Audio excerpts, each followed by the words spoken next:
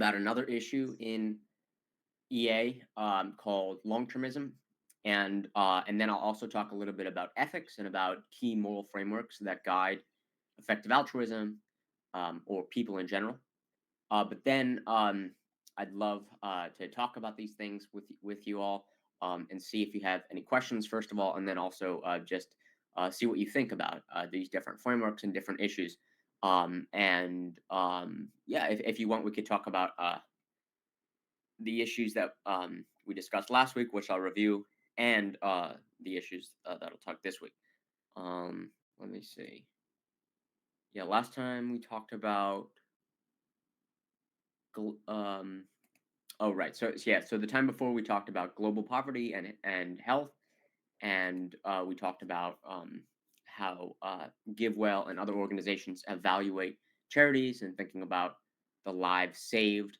Um, and there are different metrics for this. Some involve sort of maximizing the amount of happy lives that people, amount of like time spent while happy.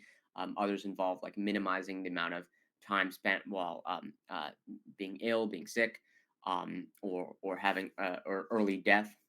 And all of these frameworks rely on a certain cost effectiveness idea that says that we should want our money to go the farthest to do the most good, right? So we don't want to just think about the size of our impact. We also want to think about the size of our impact relative to how much money we spend, right? Because maybe it could be that we could spend our money better elsewhere if we use it in a different cause.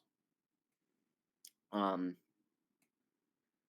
we also talked a little bit about the environment and how it may be possible to uh, for a country to get richer and not pollute the environment so much. Although this often happens in the short term or medium term as a country grows, because the country pollutes a lot in the environment, builds a lot of factories, a lot of machinery that emits carbon dioxide and pollutants, and this could be harmful to the environment and also to general quality of life. We also talked about a global population and how the world population is expected to rise to about 10 billion by 2050, driven mainly by sub-Saharan Africa and India. And notably, there is high birth rates in Africa and India, but low birth rates in East Asia and the West, in Western Europe especially, and the United States. um, Low or falling birth rates here, and this has a lot of implications for EA, right? Because we want to think about who we can benefit the most, right? If most people are going to be, if there's going to be way more people living in Africa and India, then a lot of our resources we might want to devote to those countries, and that has implications for how we think about benefiting people, um, and also for um, and also for things like the climate, right? If so many people are living in one area, they may pollute a lot because they need access to a lot of resources. So we may have to find smarter ways to deal with that. We also talked a little bit about climate change and how scientists believe that human activities have driven 1.1 degrees Celsius warming since about 1850, 1900. So that's around the time of the Industrial Revolution, or when it really came into full force. And the main sources of this were industrial activities. Um, and here we see a representation of that.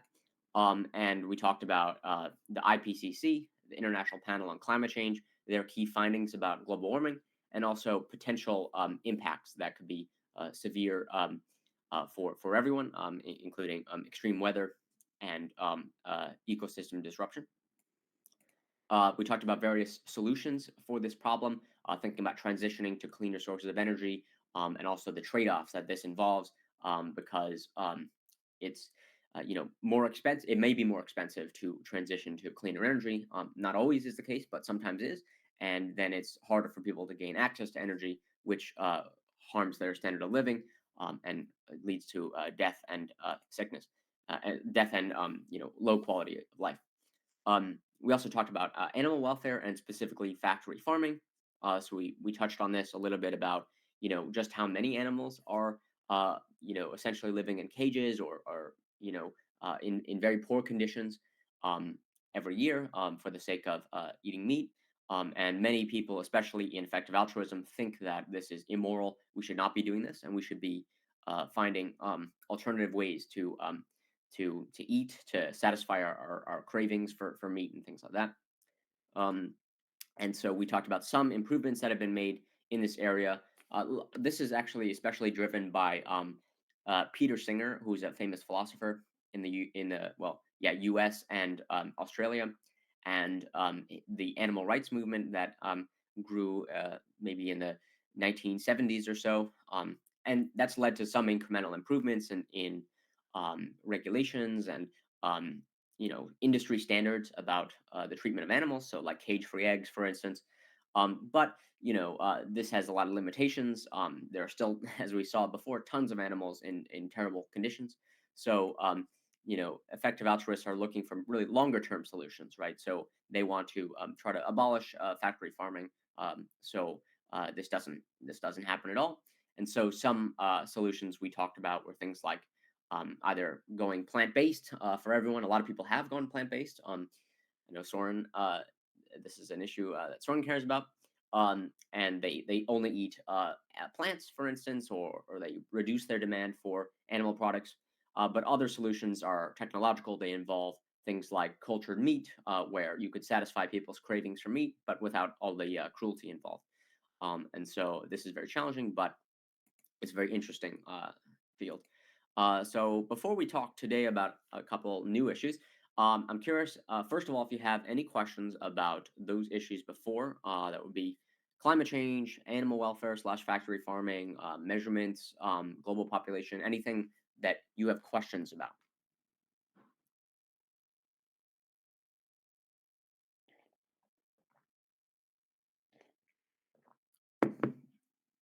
And if not, I'd like to ask you all a question about, let's just take the issues of climate change and animal welfare. Um, how do you see these issues in relative importance? Do you think that these are things that we should all be very concerned about and trying to address, or are they a bit lower on your sort of scale about what we should be most focused on? So maybe we should be more focused on global poverty, for instance. I'm curious about your thoughts on this. I have a lot of opinions about that, but I'm going to wait a little bit to see if anyone else has something to say.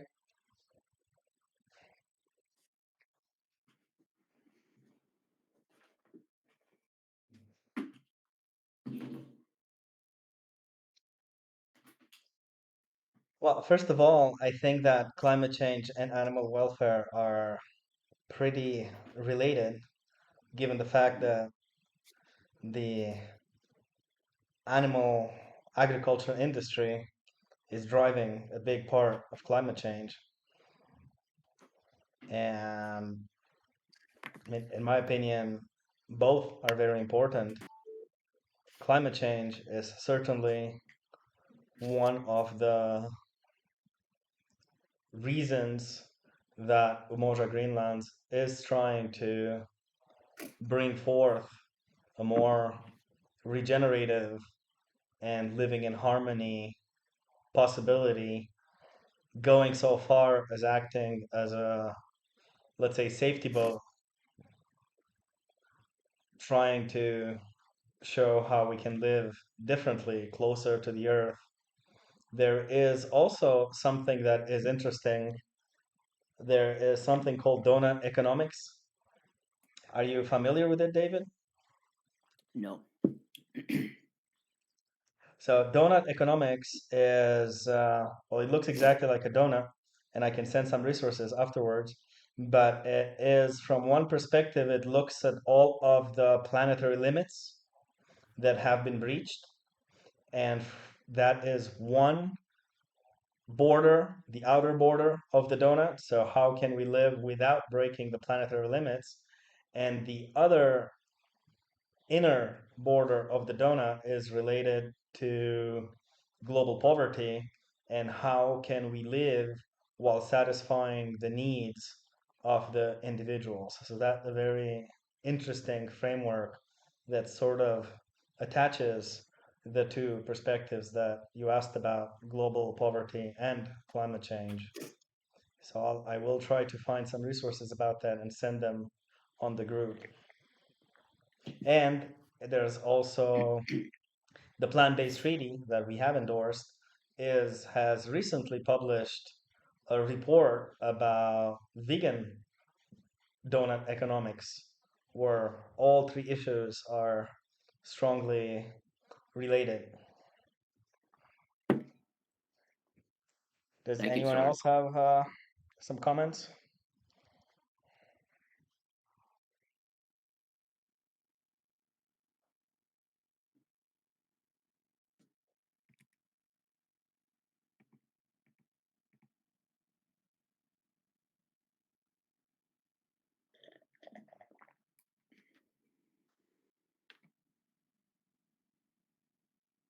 If not, maybe we can go on, David.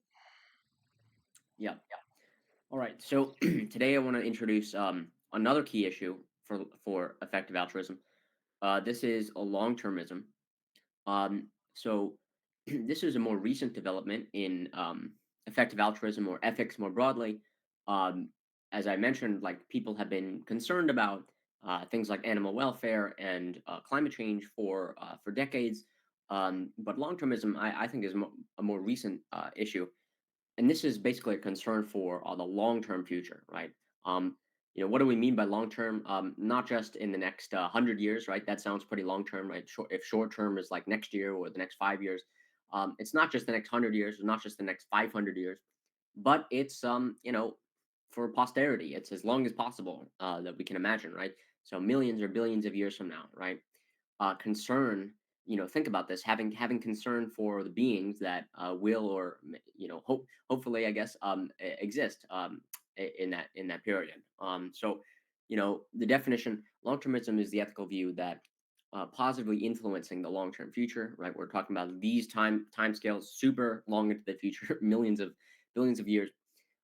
It's This is a key moral priority of our time, right? So it's not just like well, I guess, yeah, I guess there's different versions of long-termism. Some people say like, well, it should be some it's just one of the other issues among others, right? Global poverty, animal welfare, climate change, also the long-term future we should care about. But a lot of people in effective altruism think it's like maybe the most important thing, because um, it could involve so many people, and not just people but also animals, right? So the core idea here is that the future could be vast in terms of the number of beings that exist, because simply because it could there's so much time in the future, right? Compared to now, like all the beings that exist today. Well, there's about 8 billion humans, and there's a lot more animals, but if those humans and animals continue to reproduce just simply by following the years, there will be so many more beings in the future, right? So the idea, and if you go back to one of the things we discussed in the first or one of the early lectures, was about a key principle of impartiality in effective altruism, right? So this says that we should care about everyone, no matter when they live, right, or no matter who they are, who they look like, right? We should care about everyone, and this also includes caring about animals as well.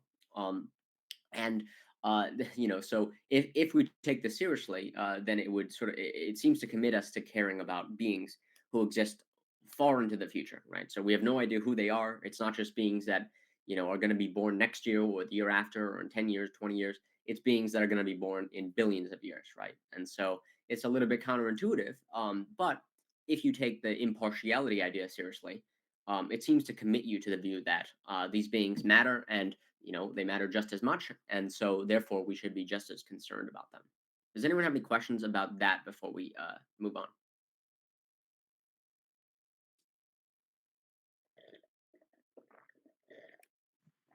Nope.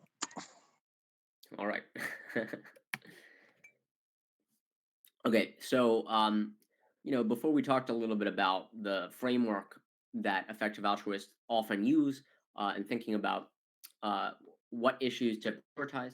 So that's importance, tractability, and neglectedness, right? So importance is like, yeah, how important the issue is. Is it like a minor thing or a major thing that we should be concerned about? Tractability is like, do we think that working on this issue could have benefits, instead of is it hopeless to work on this issue? And neglectedness asks, how many people are working on this issue, right? If everybody's working on this issue, then maybe me also working on it doesn't add so much. But if nobody's working on it or very few people are working on it, then I can add a lot, right? So let's consider long-termism on this framework, right? So important, well, the long-termists think it's quite important because it could involve so many beings. It could also involve the extinction of so many beings, and so the loss of potential that many effective altruists care deeply about. Many people think that if the human race or if all sentient life were to go extinct, that would be very bad. And that's there are different perspectives on extinction, but some believe that that would be extremely bad if humanity, for instance, went extinct. So not just extinction, but also them having good lives, right? So it would be very bad if tons of beings in the future had very bad lives. Um, they were constantly in pain, they were constantly sad, or something like that. That would be terrible. And so it's very important to this issue. It's very important that we focus on bringing up about the best possible lives for future beings. Tractability, well, this is a bit more controversial, right? Um, we'll talk about some of the objections to long-termism, but this is going to be a key one, right? How the key question is, you know, how do you think you're possibly going to be able to influence things that happen billions of years from now, right?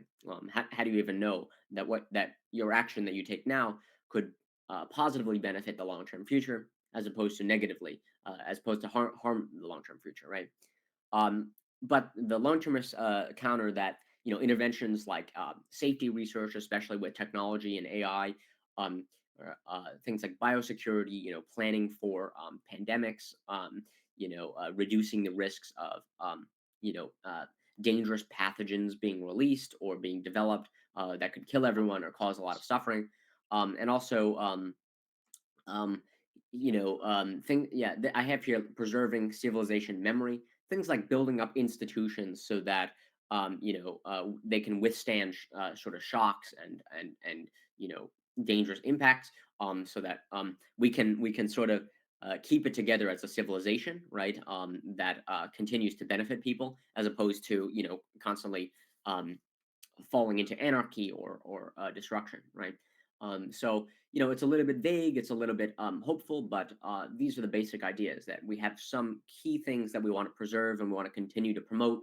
Maybe things like international cooperation or dialogue between people, safety research, this kind of thing, strong institutions, maybe democratic governance, these sort of things that some people believe would possibly benefit the long term future. Finally, neglectedness. This is a quite neglected area. It's safe to assume that not many people are thinking about the long-term future. Maybe none of you have heard of this. Some of you have maybe heard of long-termism, but it's not the most flashy issue.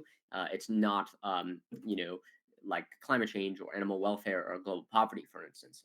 So not a lot of people are worried about this right now. There's not a lot of funding that goes to this issue, so it seems to score well in terms of the neglectedness.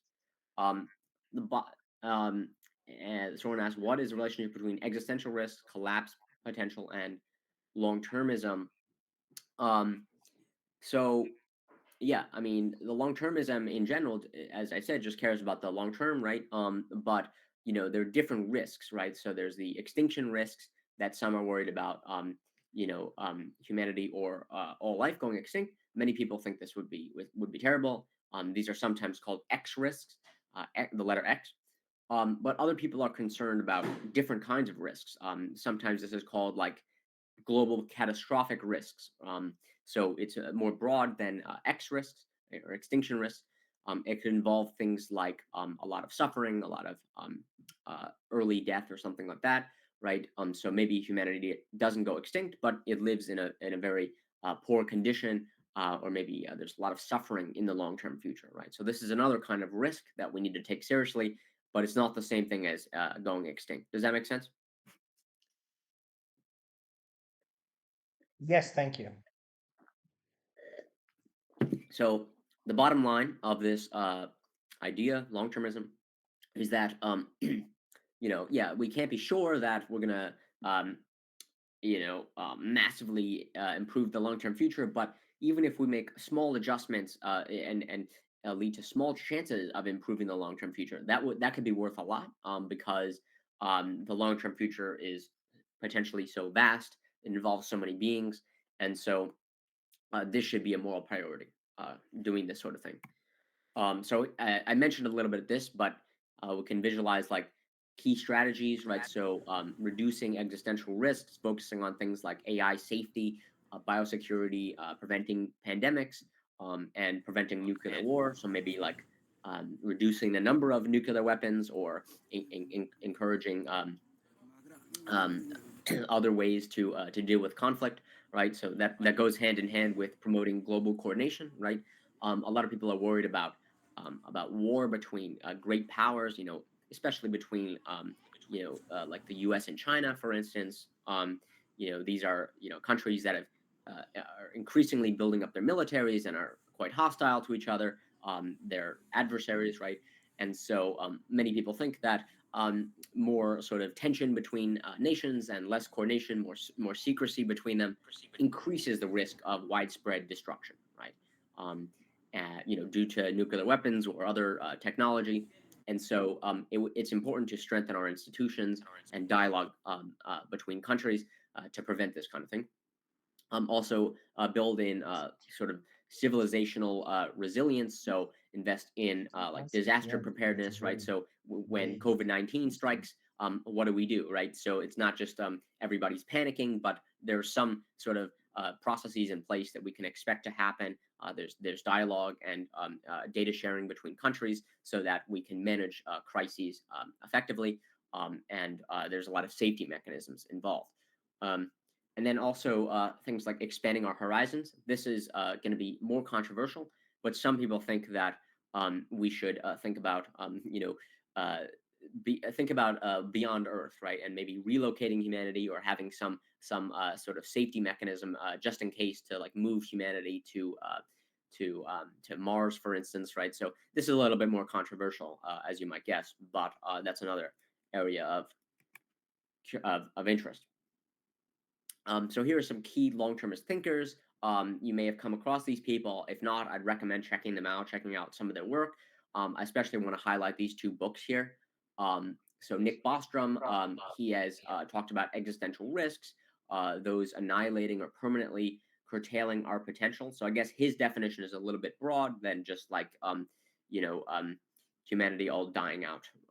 So curtailing our potential, it's not so clear what that means. But he's a key thinker on this. Will MacAskill has popularized the term long-termism. He's argued for caring about the long-term future. I would recommend his book, a recent book called What We Owe the Future, which I have here. It's all about long-termism and the arguments for and against, and really highlighting how most people don't take this seriously. Governments don't take this seriously. An interesting idea is that the long term, the people in the future, they don't have any representation, right? So, insofar as we have democratic, institutions in the world, some people are represented in those institutions, and other people are not. And the people who don't yet exist, they are not represented. They have no voice. So we have to speak for them. It's a similar situation with animals, where animals, at least in most places. I think there was some talk about giving animals some formal rights and representation, but in most places animals don't have any rights and representation, and so it's up to humans to give them representation. So similar thing with the future generations. Toby Ord, another key thinker who wrote a book called The Precipice, about existential risks and the future of humanity, which I also highly recommend. And so he's focusing on this idea that we live at a really crucial time. What he calls the precipice. We're at the precipice. A crucial time. We have this chance to steer the future in positive ways, to sort of lock in values, good values that make people happy in the future, lead to flourishing lives instead of terrible lives or shortened lives. And so he thinks that we all need to be thinking about this, right? Why do we live at the precipice? Well, because we're developing really powerful technology like artificial intelligence, because we're thinking about space colonization. People like Elon Musk and things like that.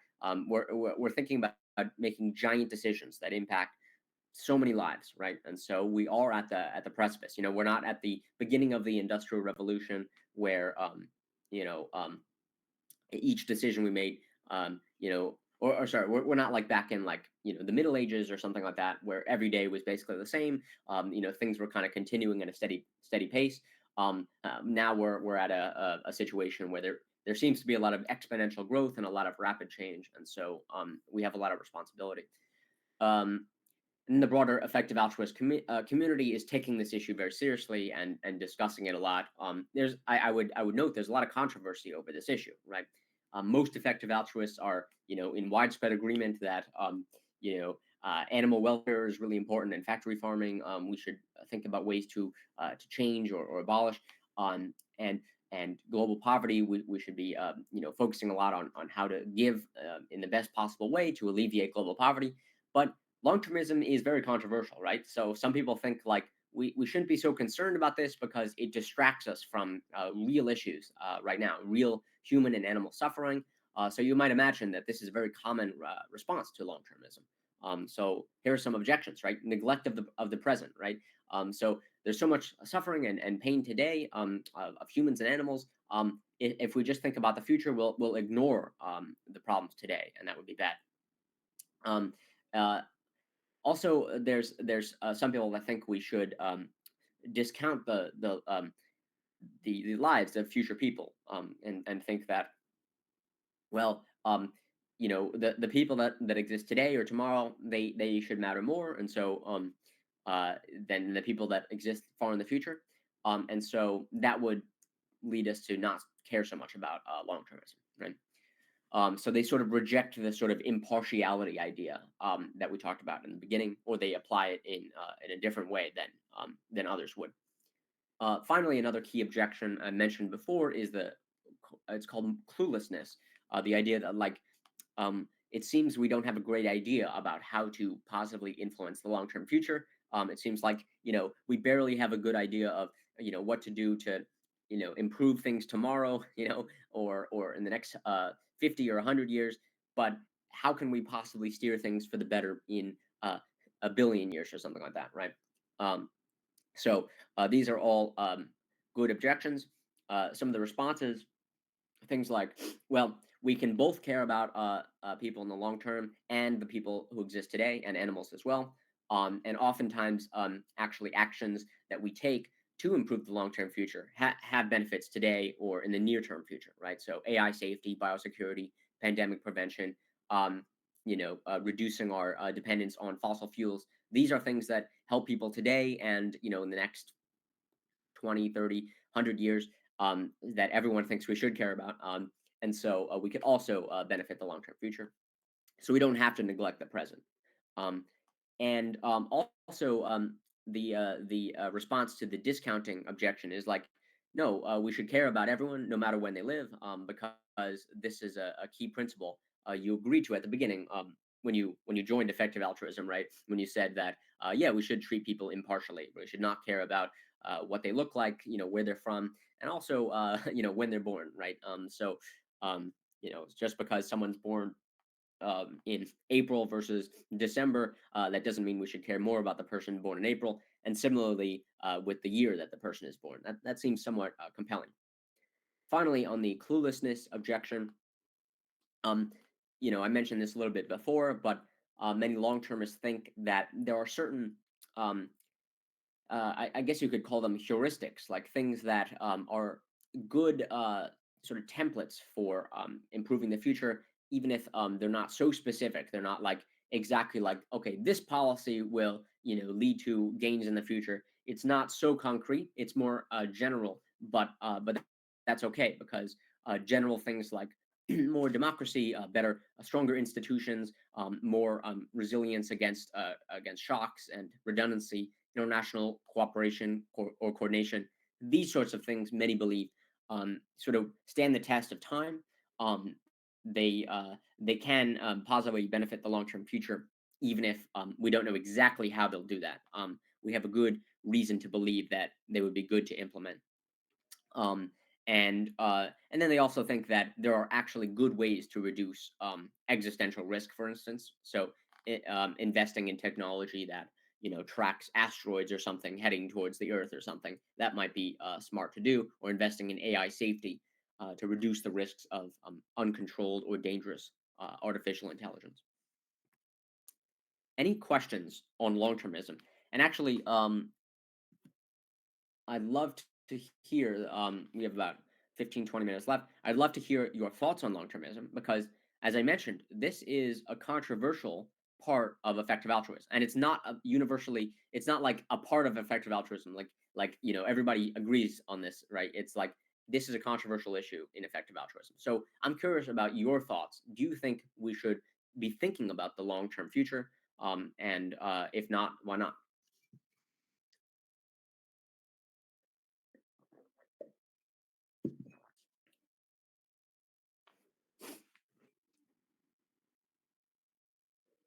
I think that it's important to think about the long-term future. I do think that Future's Lies have important value, and I liked the similarity you did with Future's Life have no voice versus similarly to animal lives who have no voice. So it is up to the people today to represent the people of tomorrow. I mean, I think that the world is in so many existential risks because people of the past have maybe not thought so much about how the future would be and think about the future. So I think we should not repeat that mistake. Not sure there are any other opinions. Yeah, that's great. Yeah, let's get some more opinions. Maybe Christabel, do you have any thoughts on this?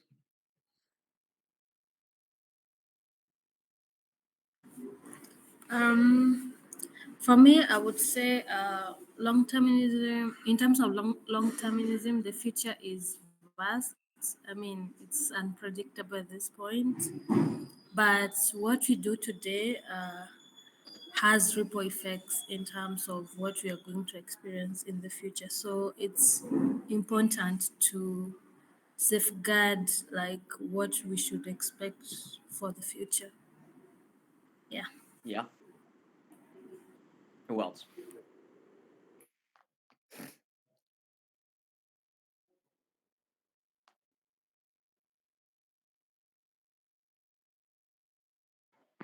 Okay.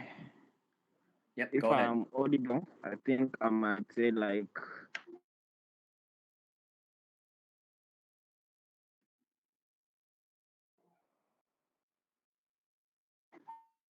Oops. Do we? I think I lost you. Hello. Walter, are you there?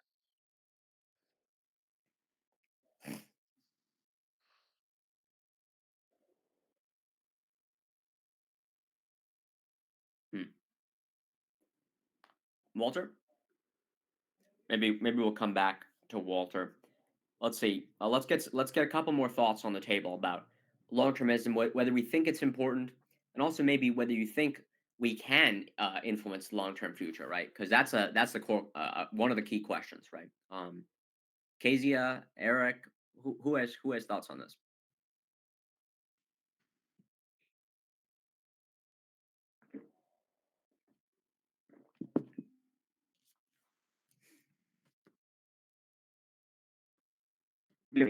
like the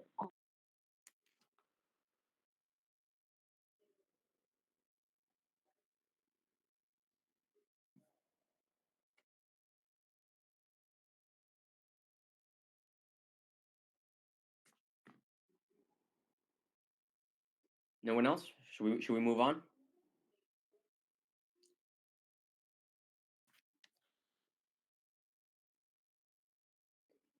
All right. Let's see. Let's see if Walter wants to say anything. Walter, can you hear us? yes, I can hear you. I think my network is not stable enough, but if you can hear me, I was saying that I think implementing long-termism is the best idea someone can think of, because in the past, people used to go to the seers or use prophets to know what the future holds for them. But now we don't have the seers or the prophets. So like it's being hard to know what the future holds. So implementing the long-termism is the best idea one can speak of. Thank you. Very good, very good. Yeah, I'll go to that book, Christabel. It's oh, sorry, I missed it. Yeah, these two books, I highly recommend both of them. Especially the McCaskill book, What We Owe the Future. That's a really good introduction to this. Um, so yeah, yeah, very recent books. Okay, any other thoughts?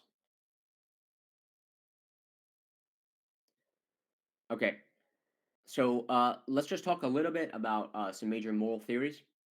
These moral theories influence effective altruism, but also just people in general, right? I would say these are the most common moral theories that you'll hear of. There are other moral theories, but these are the big three, you know. So you should definitely be aware of these, and you should maybe think about which theory you favor, right? So that's always good to do. And okay, so three theories, three major traditions: utilitarianism, deontology, and virtue ethics. Okay, so start with utilitarianism. It might be the simplest. It says maximize overall good, and also minimize overall bad, right? And so it's focusing on the consequences of our actions, right? It's called a consequentialist theory. So it doesn't care about the intentions of our actions so much. It cares about. Well, let's check on Kezia. Sorry. Um, if we better, it would be better if we implement long-term actions for. Yes, yes, good, Kezia. Yeah, Kezia says we should not neglect the present as we implement long-term solutions, and I 100% agree with that. It's a matter of thinking about both and trying to do the best we can. Good.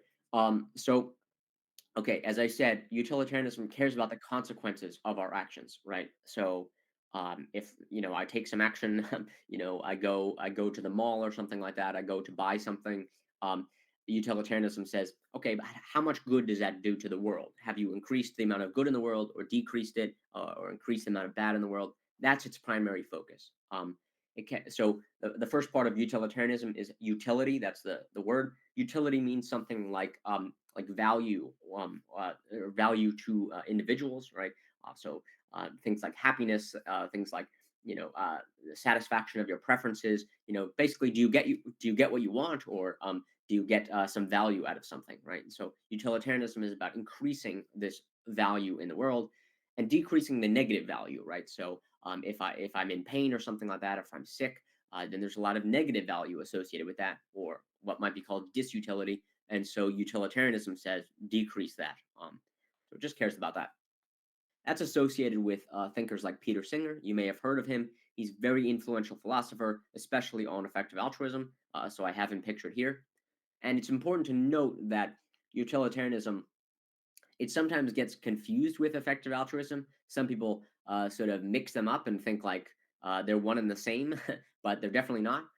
It is true that many effective altruists are utilitarians. They're influenced by people like Peter Singer and others that think this way. But many effective altruists are not utilitarians, right? Um, and so they are, for instance, deontologists or virtue ethicists. So that's utilitarianism. The second a major moral theory that's important to talk about is deontology. This is associated with people like Immanuel Kant, who was a 18th century philosopher from Germany. I have a picture of him here.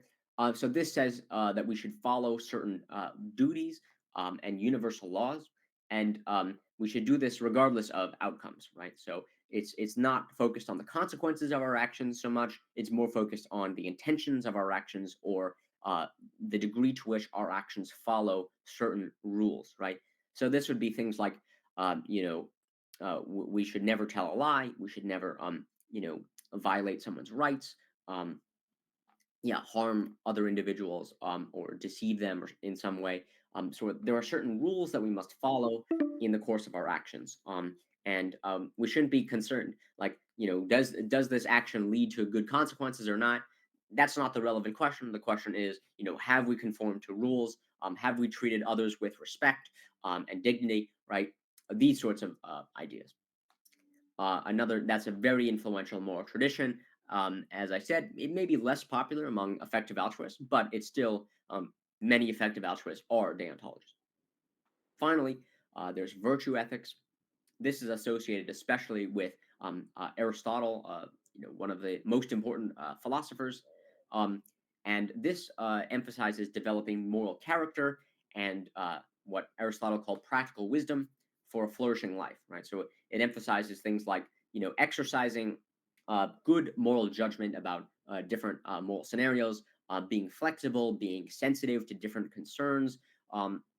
And ultimately developing a virtue, right? So this involves a lot of experience with the world and sensitivity to different situations, right? So it's a little bit more situational as opposed to here are the rules that you must always follow, or you must always maximize utility. It's much more like no use exercise your judgment and expertise in particular situations as you see fit. So it's a little bit less clear, I guess you might say. It's a bit more vague, or less prescriptive about doing a particular thing. It's more like exercise your judgment. And so a lot of people are virtue ethicists as well, and they think that we should be developing our moral character and striving essentially to be good people.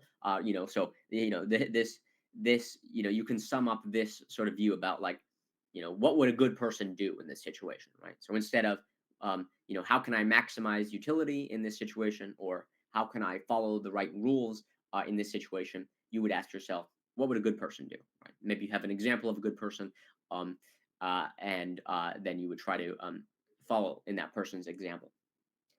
These are the three major moral traditions. There are other ideas, but many people fall within one of these sort of categories. And as I mentioned, utilitarianism is especially popular in the effective altruist community. You might imagine why, right? Because it's maybe a little bit more quantitative. It's a little bit more hard nosed, right? It says, like, okay, let's try to do the most good, and let's not be so concerned about other issues, like, are we following the right rules? Are we having the right intentions in mind? Let's just try to make the world a better place, so to speak. Um, so first of all, I'm curious if you have any questions about these views, and also if you have any thoughts about them, maybe ones you prefer, ones that you think are more compelling to you, or if you're just curious about any of them and want to learn more.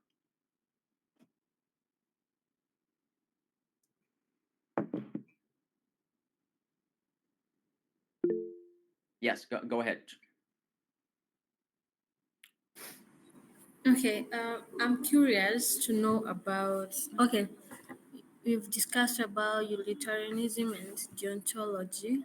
My question is, what if in the process of doing good, of following the moral duties, what if there's like those opposing powers? So should we maximize to do good, or should we go neutral on good? Or should we? What was the second thing you said Should we be neutral? about these theories? Yeah. That's a really good question. Yeah, I mean, there are many different ideas about this, right? So this is sort of falls under the umbrella of moral uncertainty, right? So many people say, um, okay, there's a lot of disagreement about which moral theory is correct. So we should take that into account, and we should say, let's not assume, like, even if say I favor utilitarianism, let's not assume, I'm not going to assume that I'm right, because a lot of people disagree with me, right? So just like in any other question, right? Like if you thought, like for instance in science, right? If you thought that um, I don't know, something in science was true, but many people disagreed with you, right? You thought that, I don't know what a good example of this, but you thought like nuclear fusion was impossible or something like that, and other scientists thought it was possible, then you should take into account their disagreement, right? So you should sort of be a little bit uncertain, right? So that's a really good question. Should we take into account these other views, even if we favor one? Many people think we should. Okay. Anyone else have any thoughts or questions? Maybe Eric or Kezia or Josephine. Any other any questions that you have about these or thoughts? Let's see.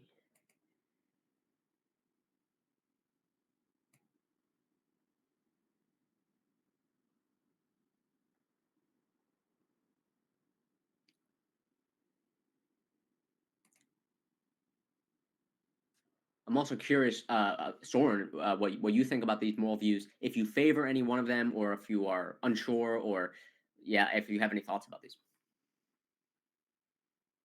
And personally, I had quite a few philosophy classes and introduction to ethics, and I have studied them all. I mean, I think personally, like it applies to the case and the situation, which ethical framework we take.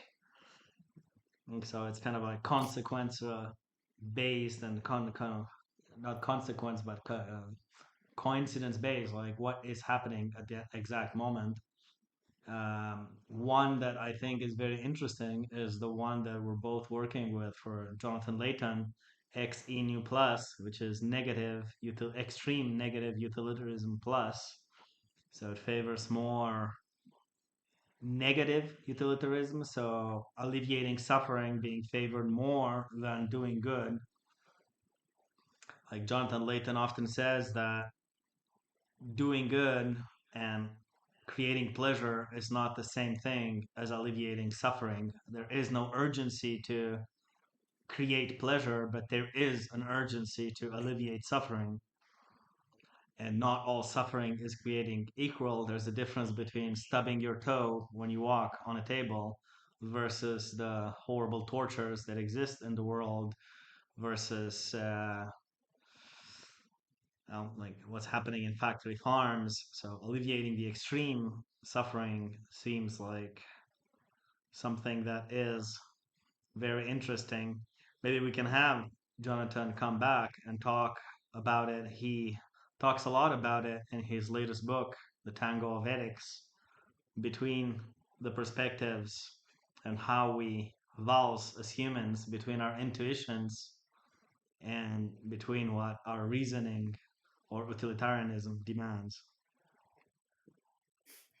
Yeah, this is a fantastic point. Yeah, I mean, yeah, I gave the main moral theories, but yes, I think suffering, sometimes called suffering focused ethics or negative utilitarianism, those are different, but yeah, I think oftentimes suffering focused ethics more broadly is neglected in ethics or and also in effective altruism, and so I think it should be taken much more seriously. Any other thoughts? Have here some slides, some more context about the specific moral issues, but we're going to run out of time. I'm just curious if anyone has any final thoughts about